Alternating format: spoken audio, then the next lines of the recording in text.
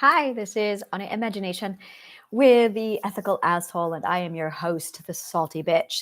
So, I was taking a look, going over my description with the theory of love, and the words finally presented themselves to me, and I have this now. Subjects of study are integrated components of a greater subject of study. That's it. That's it. That's all of it. There are 6 groups of academic disciplines, and every one of them is an independent component. This is integration science. This is logic, integrated science. So that you have 6 components: music, art, story, connection, logic, science. And when you integrate all 6 of those, every one of those components has 3 other components. So in music, you have music, song, dance. In art, you have drawing, painting, sculpting. In storytelling, you have reading, writing, arithmetic. In connection, you have theater, stage, poetry.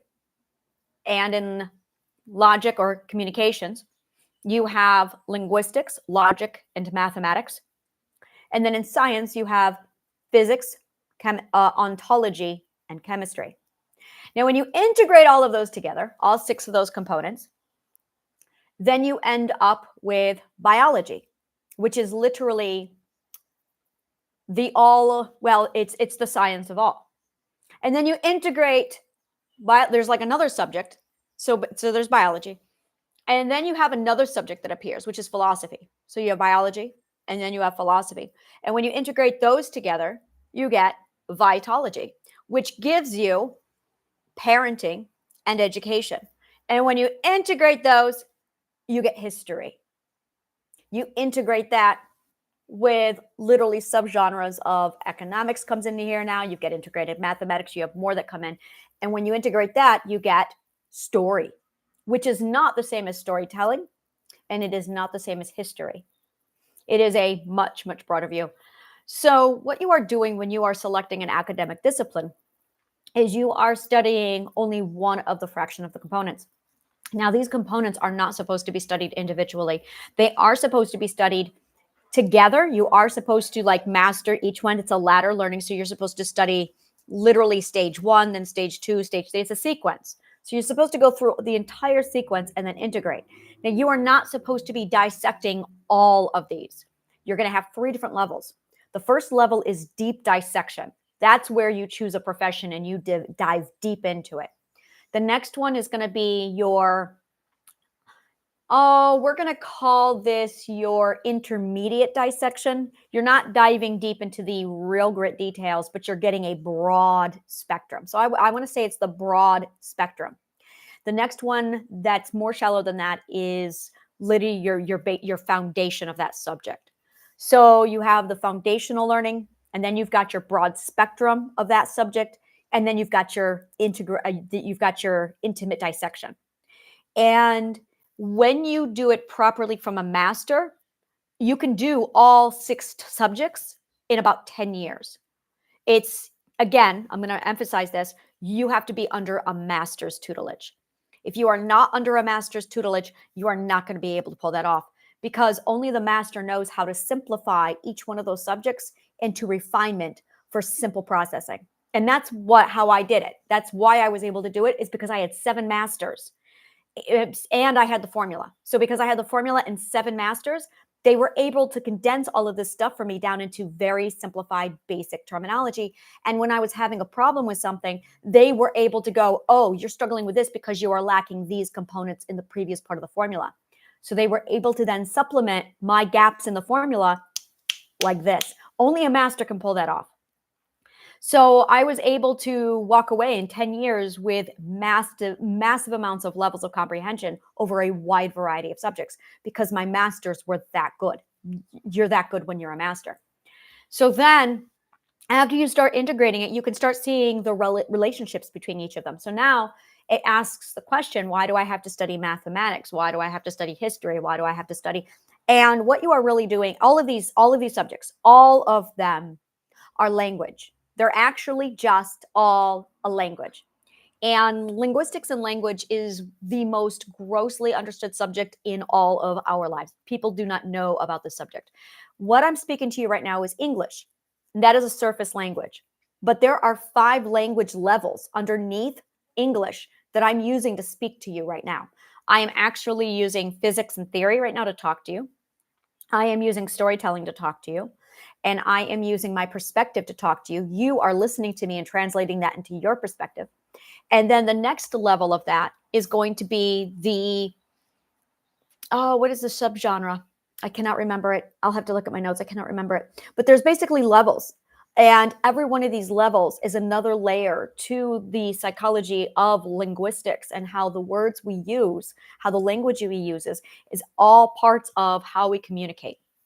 And when you put all of these things together, that's how you get comprehension. It's the order in which we communicate, the word selection that we use, and it's the strategic deliberation on how we communicate. Because what we're doing right now is I am transmitting a signal and you are receiving the signal.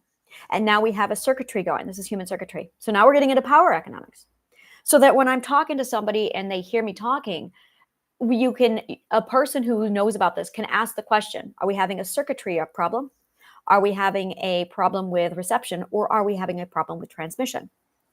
And the best way to resolve that is, are you using the properly defined terminology? That's where you need to go back to the etymological definition, because that shows you the origin of the word, which is the true definition of the word. And then it clarifies everything. It really clears up all confusion from there. And then it allows you to learn how to do word sculpting. Word sculpting is, there's definition and then there's the word. The word is always the summation, the integrated summation of the definition. The definition, if you look at the word mathematically, what definition means, and this is why you need to know about mathematics, is because, and also why you need to know about sculpting, because when you look at what's going on in sculpting, and when you look out what's going on with mathematics, and when you look out what's going on with linguistics and logic, you can see what's actually taking place when you converse. Is you are using words to sculpt an image inside your head so you can understand what I'm trying to say to you, especially if you are an art communicator, because art communicators are 100% visual. They see image in their head. So as I speak word, you'll be taking the word and you'll be translating it inside your mind into imagery. That is all. That's the other thing I was trying to say, is what's going on underneath those languages. That's going on, is how you have to translate the words. So you have translation, you have projection, you have reception, you have transmission, you have different ways in which to translate. And every one of those has to go through a translation process. So I speak physics. I speak logic. Those are my first two. I see everything in word, and my secondary language, mine are so close. My secondary and primary language are so refined that I cannot tell which one is the primary and which one is the secondary anymore. I really don't know. So I have logic, word, and I have physics now, as I'm so fluent in both. I can't understand. I can't tell which was my original primary language. I want to say it was physics. I want to say physics was my first language. But imagery, that's my tertiary language. I struggle so much with imagery that I can't even comprehend a lot of art. But I'm a sculptor, so I can understand sculpting and I can translate it over in those terms. So when you are communicating to somebody, it's your understanding how each of these pieces is relative to everything, because there's a lot of different components that take place. And that's exactly what these are. These are components of all the different types of languages. And there are 6 groups. And of those 6 groups, when you look at the 3 groupings underneath, the 3 components of each group, it's literally 18 different academic disciplines. And that's just the preliminary. Once you integrate all of those 18 languages together, you get the language that is biology. So really what you are doing when you study an academic discipline is you are learning a language. That's all you're doing. You're learning a language. Now, a language comes in 3 different stages. There is the feeling to image translation. There is the image into word and language and transmission language. And then you have the dissection to understand the breakdown in the components, the why, the rules of that language. That's your scientist. So the scientist understands things through the rules. The communicator storyteller understands the sculpting and the definition. And the artist, the imagery, they understand things through the imagery and through feeling. So we are all at one of these 3 stages of comprehension or linguistics. Now, if you are somebody who is an artist, but let's say your partner is a scientist, you're going to have a communication barrier because this person understands image and feeling. This person understands the theory and the why. I am very much a theory, why, and then I need to see the actual order of operations. And for me to understand anything, I have to understand order of operations and why are we doing this? You want to say we're going to go to the store. Why? Why are we going to the store and what are the order of operations? That is how I compute everything. Now, my daughter is an artist. So she's all about feeling an image. She has to feel like she's up to it. And that's she's got to be in the mood for it. And I believe, please correct me if I'm wrong, Liz. I believe she has it set up in her brain the way her mind works. She doesn't really need to know why she's going to the store. Do you care if we're going to the store? Do you need to know why, or are you just, if you feel like it, you want to go? Yeah, she's confirming. Yeah, she doesn't have to know why. She's like, we're going to the store because that's what she wants to do because that's how she feels. Like that is her why. But that's not gonna. That's never good enough for me. There is no. We're going to the store, but no. Why? Well, what is the purpose? What is the purpose of the store voyage? That this is not okay. And an artist will be like, because the feelings say so. No. Actually, no, that is good enough reason for me because I understand the logical progression. So it's okay. But without that logical, before I got my education to that level, I couldn't do it. I'm like, no. I have to have an understanding of why the feelings are there to begin with. Now I understand why the feelings are there to begin with. So this is one of the language barriers you have. You also have the perspective barrier, where if you are in a second perspective, your partner is in a fourth perspective or a sixth perspective, you're going to use a different language. And the language of the perspective is what is visible or known to you. This is 100% what you have accessible to your visibility. And this is your conscious visibility. This is not your literal eyesight visibility. This is your what is available to you for knowledge. For instance, a 5-year-old just doesn't know the way of the world. I don't think most 40-year-olds do, but let's try a different example. A 5-year-old does not understand the concept. Well, I was going to say paying taxes, but I got to think of a non-man, like non-human race thing that we're doing here. Okay, well, this is great. A 5-year-old will not understand the complexity of relationships. They just for them it's simple. Maybe it is simple. Maybe we complicate it. But a 45-year-old would understand the pursuit of the relationship. So, and it's because the 5-year-old is not in that realm of conscious visibility or mental visibility. So they can't understand it. For the child, it's, well, why would we do this? Why would we do this? And it's because they don't have that comprehension. And that's where we see wisdom. And this is it right here. Your ethical perspective is your wisdom. That is it exactly. That is your ethical perspective is your wisdom. So when you have those two things, that's going to determine the language you use. There's a few other things like that, but that really gives you a good idea as to what the language is. But when you are studying these things in school, every one of them provides a different branch of language to the big picture. And Mother Nature basically has 6 languages. And the more of these languages you learn, the more it's literally like, I'm just going to learn the verbs of language. I'm just going to learn the pronouns of language.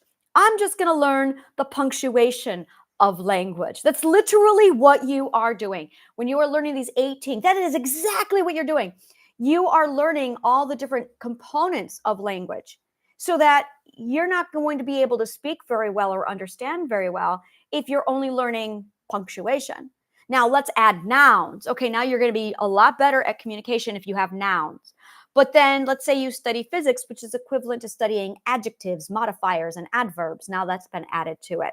Now let's get into logic, where you learn about independent and dependent clauses and sentence structure. That is exactly what logic is, by the way. That is literally that part of that. That is what you are studying in that class.